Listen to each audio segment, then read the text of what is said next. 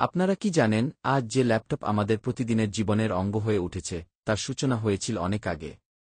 কে প্রথম ল্যাপটপ তৈরি করেছিল? কেমন ছিল সেই প্রথম ল্যাপটপ?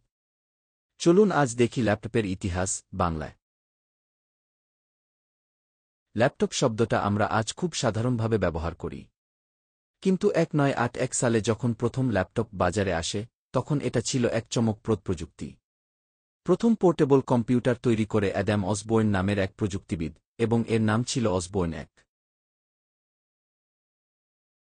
এরপর আসতে থাকে আরও বহু কোম্পানি ল্যাপটপ নিয়ে, যেমন ইবন থিংকপ্যাড, অ্যাপল পাওয়ারবোক এবং থাশিবা।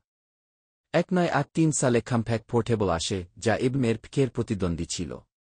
তবে 1989 সালে অ্যাপল যখন তাদের ম্যাকিনটশ পোর্টেবল রিলিজ করে, তখন ল্যাপটপের ধারণা পুরো পৃথিবীতে ছড়িয়ে পড়ে কি এখনকার আধুনিক ল্যাপটপদের তুলনায় সেগুলো ছিল অনেক ভারী ও ধীরগতির।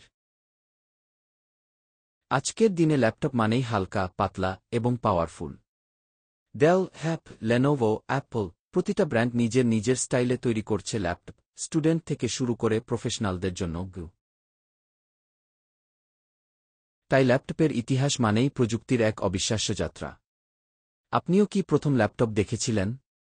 নাকি এখন ব্যবহার করছেন নতুন কিছু? কমেন্টে জানাতে ভুলবেন না। ভিডিও ভালো লাগলে লাইক দিন, শেয়ার করুন, আর আমাদের চ্যানেলটিকে সাবস্ক্রাইব করতে ভুলবেন না। ধন্যবাদ দেখার জন্য।